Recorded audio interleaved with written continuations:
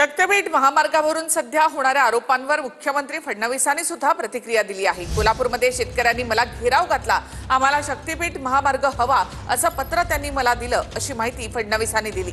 दरम्यान शक्तीपीठ महामार्गाला काही लोकांचा विरोध असू शकतो, त्यांच्याशी संवाद साधू असंही फडणवीसांनी म्हटलं आहे।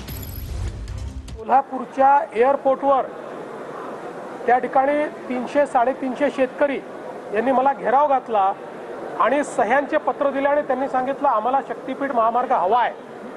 त्यांनी सांगितलं आम्ही खरे शेतकरी आहोत आणि तुम्ही आमच्या सह्या व्हेरीफाय करा, आमच्या नावाने शेती आहे की नाही व्हेरीफाय करा।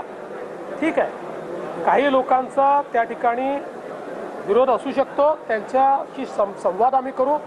कालच उपमुख्यमंत्री महोदयांनी सांगितलेलं आहे की आम्हाला संवादाने हे करायचं आहे, आम्ही संवाद करू, पण राजकीय विरोध जे करतील त्यांना मात्र आम्ही बधणार नाही। आता हे लोक शक्तीपीठाच्या मार्गाला लागलेले। काय शक्तीपीठ 20,000 कोटी मंजूर झाले, त्यातले किमान 10,000 कोटी बाहेर येतील।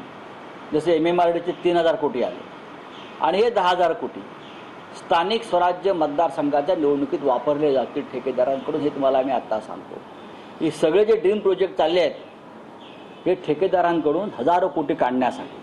मी काही नाराजी व्यक्त केली नाही, त्यांना आम्ही सांगितलं की हे करण्याच्या आधी आपण शेतकऱ्यांना विश्वासात घेऊ, आम्हाला आपण वेळ द्या चर्चेसाठी, आम्ही आपल्याशी चर्चा करू लोकप्रतिनिधी म्हणून, आणि मग काय तो निर्णय आपण घ्या। पण शेतकऱ्यांना यामध्ये विश्वासात घेतलं जाणार आहे का? कारण सरकारचा ड्रीम प्रोजेक्ट आहे हा।